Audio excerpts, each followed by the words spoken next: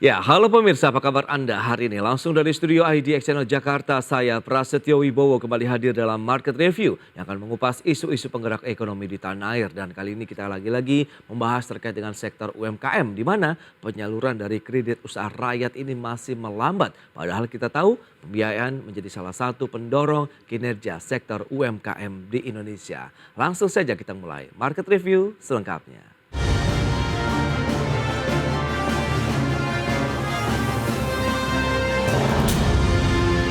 Ya, pemirsa, Menteri Koperasi dan UKM, Teten Mas Duki mengungkapkan penyaluran kredit usaha rakyat atau KUR melambat. Bahkan realisasinya masih jauh dari target sebesar 460 triliun rupiah. Pelambatan penyaluran kredit bukan hanya untuk UMKM tapi keseluruhan. Jadi realisasi KUR per 30 Agustus 2023 adalah sebesar 149,9 triliun. Dari target kita sekitar 460 triliun. Lalu nah dalam hal ini kami terus Pak Ketua, kami memahami penyaluran KUR itu meskipun sudah ada regulasi tanpa agunan sampai 100 juta, realisasinya memang sulit.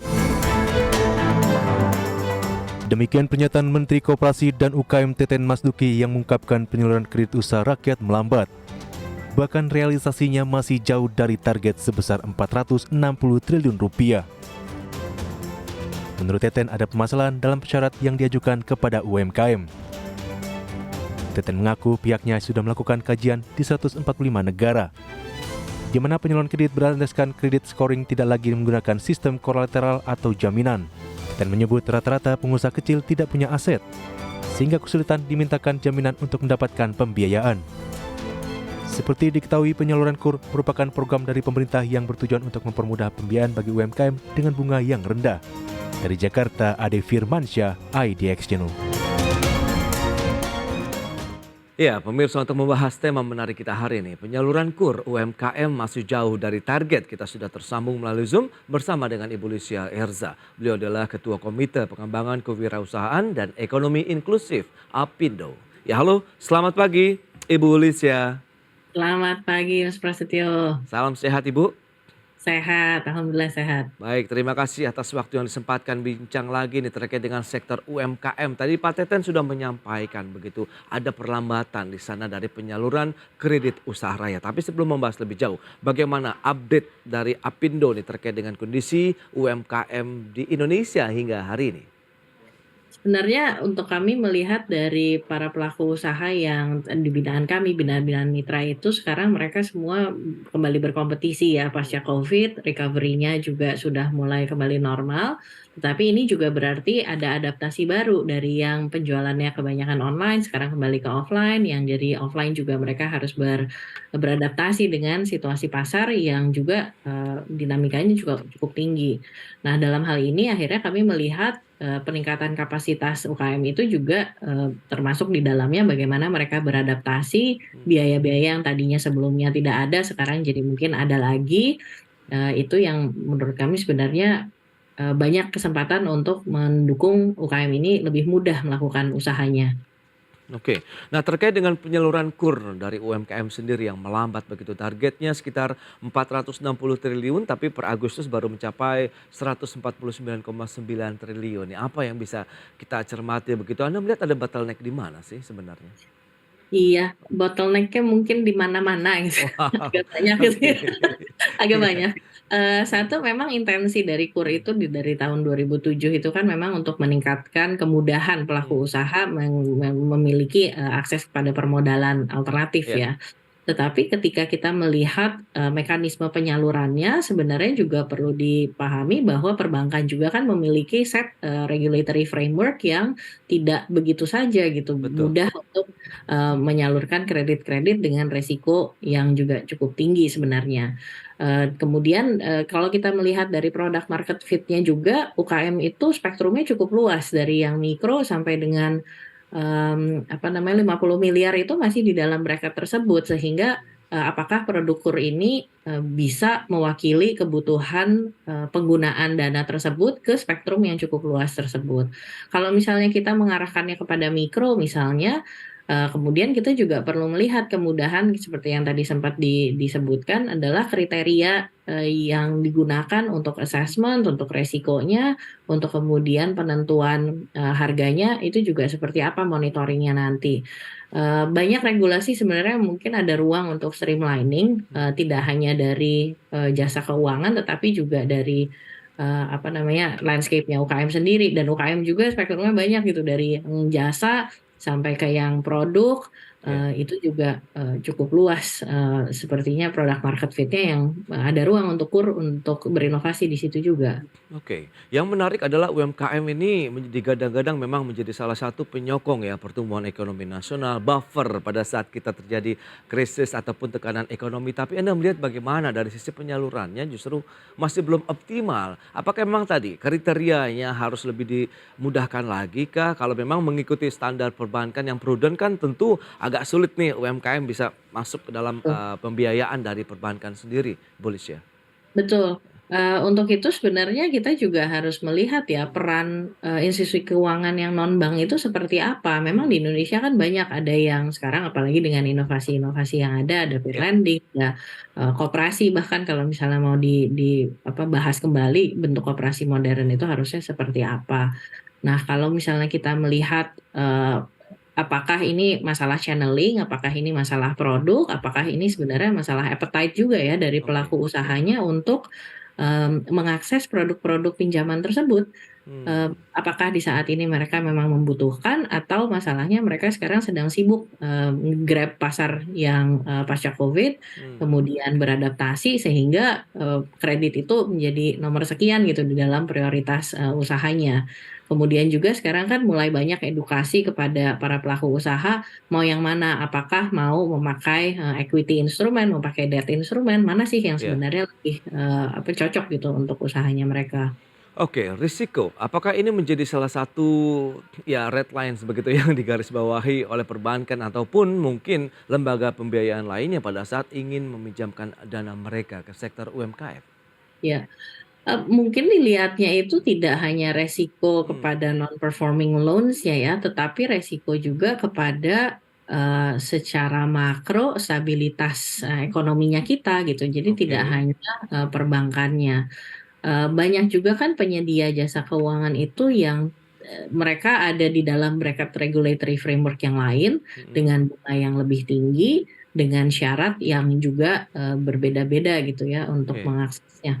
Dan, banyak pelaku usaha juga yang mungkin, secara persepsi ketika mereka adalah usaha mikro, ke bank itu sesuatu yang cukup serius gitu. Ketika mereka ke Hmm, bank, ada ya persepsi, ya ya. budaya juga gitu bahwa, "Ah, saya kayaknya belum siap nih untuk Hmm, mengakses ini." ya ya Sehingga ya. credit officers-nya juga yang, perlu proaktif juga gitu untuk menjelaskan, "Ini kita ada produk ini, untuk relevansinya kepada, nasabah, ini loh gunanya untuk pengembangan usahanya." Dan itu rasanya juga masih belum, optimal dilakukan oleh, bank-bank yang ada. Oke. Nah, inklusi keuangan kah yang saat ini juga masih menjadi PR begitu dalam artian mereka kan memang banyak di sektor informal, kemudian harus berhubungan dengan sektor formal melalui sektor pembiayaan sendiri. Anda melihat itulah yang menjadi lag mungkin di sana?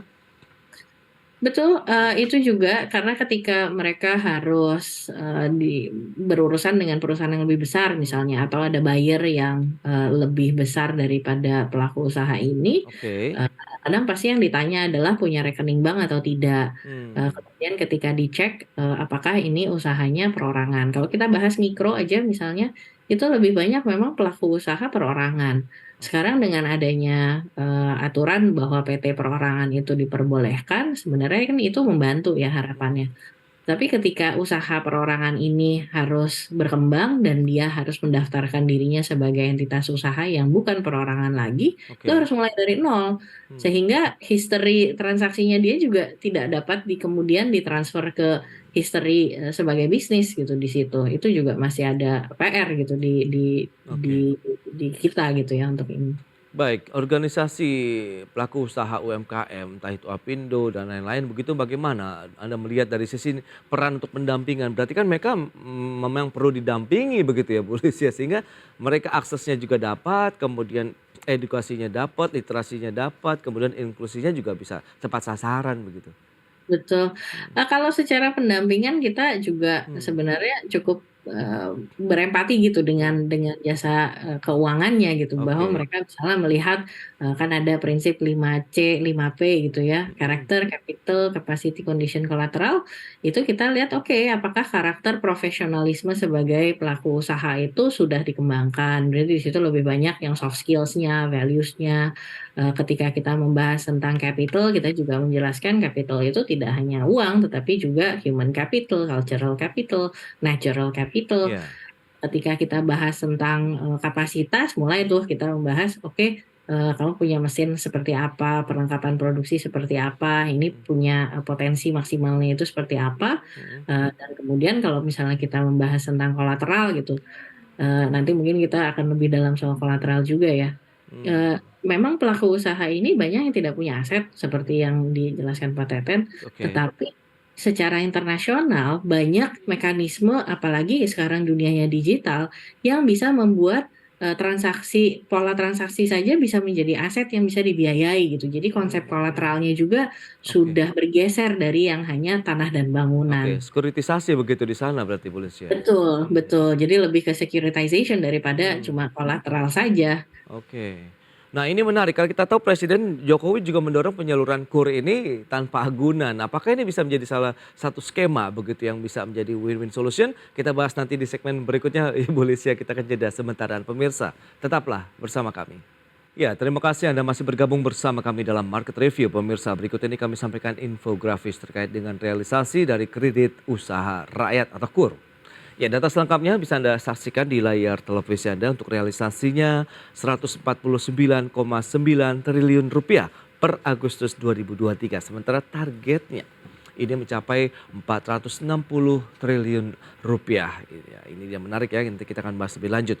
Kemudian ada juga subsidi bunga atau margin dari KUR sendiri seperti apa? KUR super mikro ini sekitar 15% subsidi bunganya. Kemudian KUR penempatan pekerja migran Indonesia 13,5%. Kemudian KUR khusus yang disesuaikan berdasarkan nilai akad kreditnya.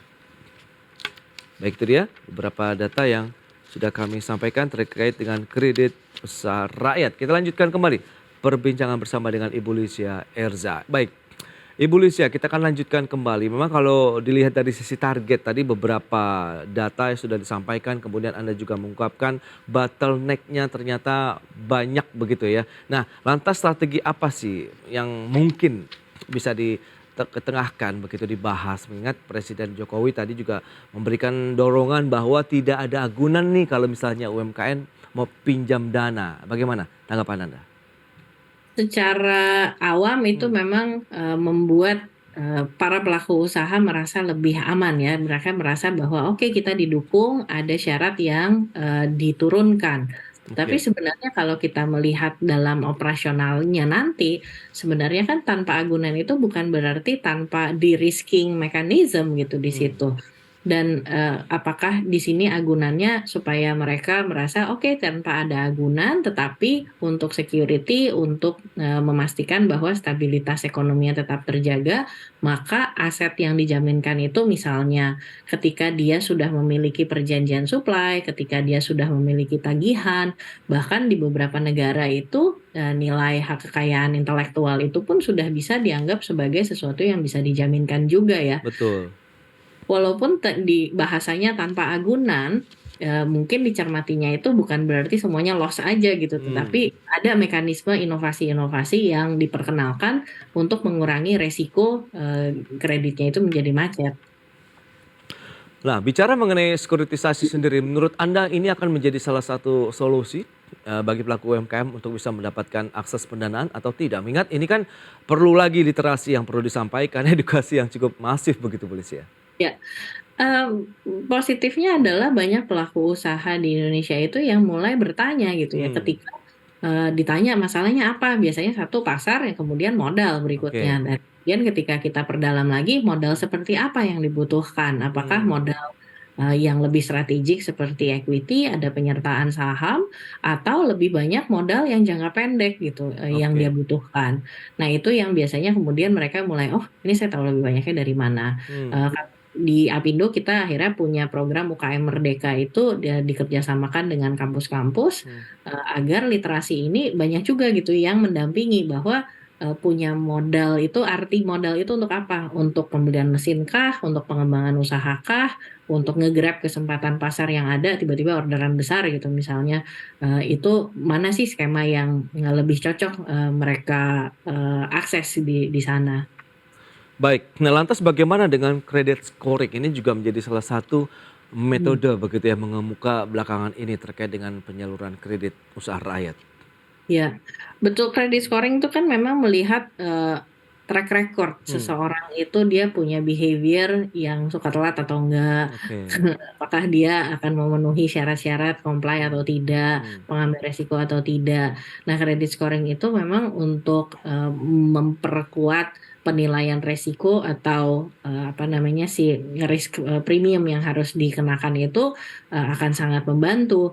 Di Indonesia mungkin kita masih sangat di awal proses ini, apalagi dengan adanya satu data itu kan membantu juga ya entitas hukumnya jadi jelas gitu individunya ini siapa, kalau dia usahanya mikro kelihatan apakah dia punya tabungan, apakah dia kemudian menggunakan uangnya itu ada yang langsung dibayarkan ke beberapa kebutuhannya.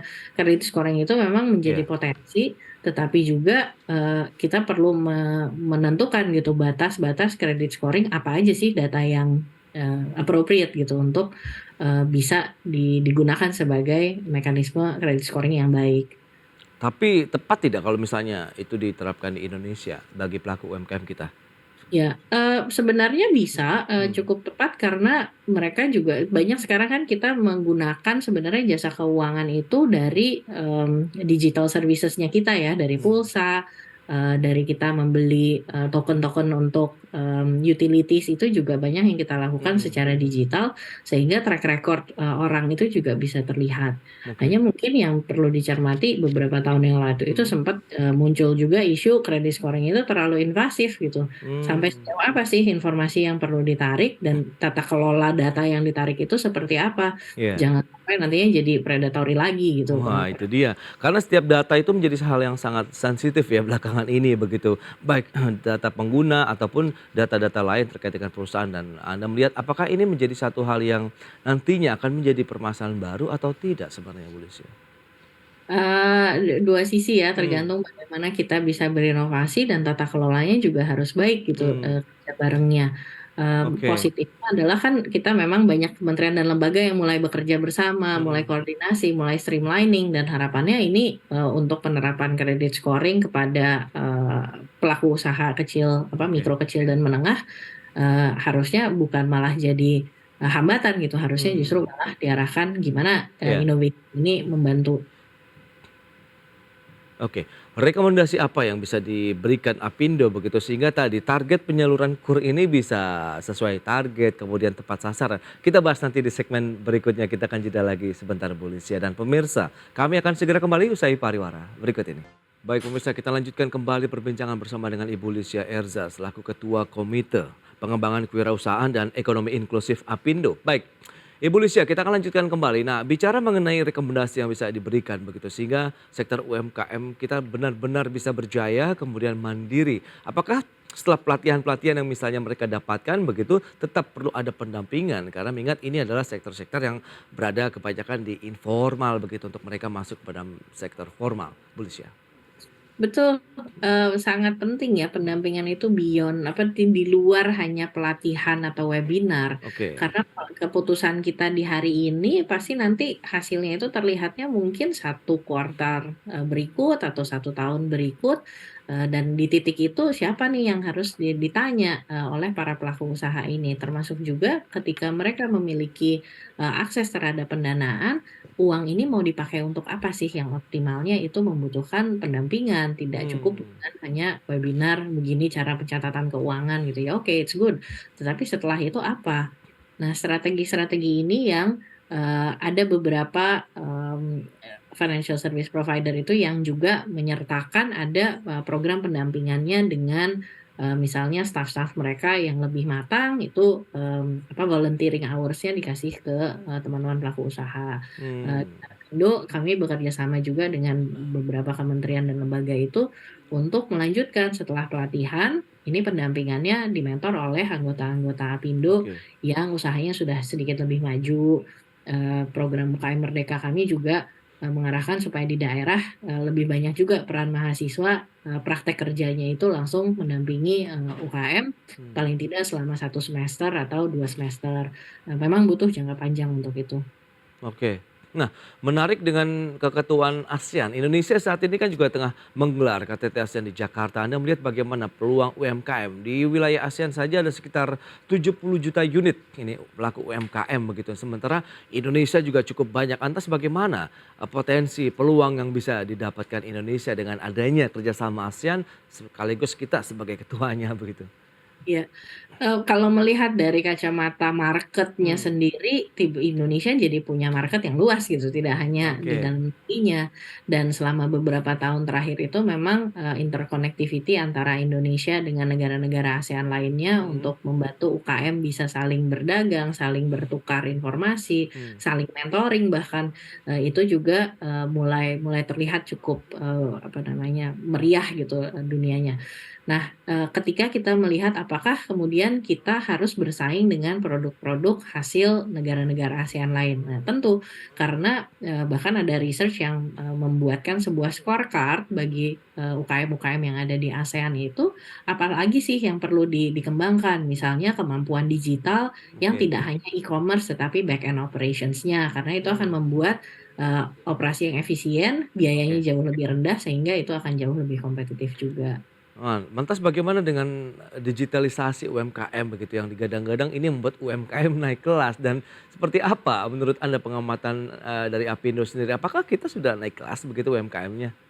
Iya, naik kelasnya Hmm. itu kan kita mungkin harus menentukan ke kelas berapa ya. Mmm, oke, Kan kita tetap ada tidak hanya tahapannya ya, Bu? ada tahapannya gitu yang Oke, naik, oke ini kelas baik, 2 kelas 3 SMP, dan eee, seterusnya. Dan untuk UKM itu memang kita, akhirnya, mulai punya kategorisasi, iya, kalau dia sudah, menggunakan beberapa tools, beberapa, solusi digital, maka dia posisinya bisa, grab market, habis itu secara operasional misalnya back end-nya, keuangannya, manajemen, sumber daya manusianya, kemudian ketika dia monitoring, keuangannya sendiri kan mungkin akses betul, perbankan, berapa sih yang bisa dia gelontorkan gitu, affordability, dia terhadap produk-produk keuangan atau pengembangan usahanya. Itu yang kita lihat sebenarnya banyak ruang sehingga, kami juga banyak bekerja dengan sama pemerintah dan juga, pelaku usaha dan ekosistemnya, apalagi sih yang perlu dilengkapi, road map-nya, untuk masing-masing UKM itu seperti punya, perjalanan itu untuk mmm, dirinya sendiri itu seperti apa, ketika dia sudah, punya, sosial media, iya, profile, kemudian berikutnya apa, itu yang, kita bantu untuk dirapikan. oke. Nah itu dia, pertanyaan berikutnya menarik, tahun politik, lagi-lagi dengan beragam kebijakan yang sudah pro terhadap UMKM, Anda melihat bagaimana sustainability keberlanjutan begitu ya di sektor UMKM dengan segala kebijakan dan angan-angan yang ingin digapai apakah masih akan terus berlanjut? Iya, rasanya sih mungkin concern-nya siapapun pemimpinnya nanti itu akan Mmm. berlanjut karena populasinya cukup besar. UKM di Indonesia tuh 60 juta lebih gitu ya, hampir Mmm, setengah. iya iya. Banyak gitu populasinya di Indonesia sehingga itu akan menjadi concern iya.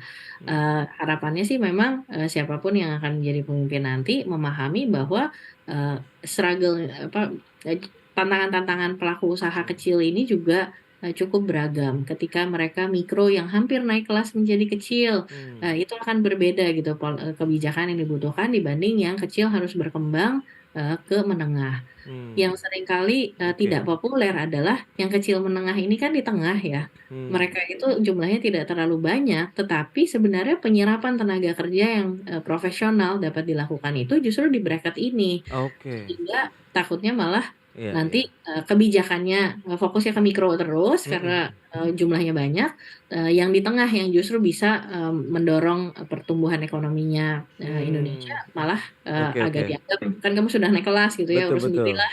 Nah itu yang agak repot. Iya iya, skala prioritasnya berarti masih harus disesuaikan begitu ya, terkait dengan kebijakan-kebijakan di sektor UMKM. Baik, Ibu Lucia, terima kasih banyak atas sharing yang sudah Anda sampaikan dan maju terus juga untuk sektor UMKM Indonesia ke depan. Sampai berjumpa kembali Ibu Lucia, terima kasih. Terima kasih. Ya.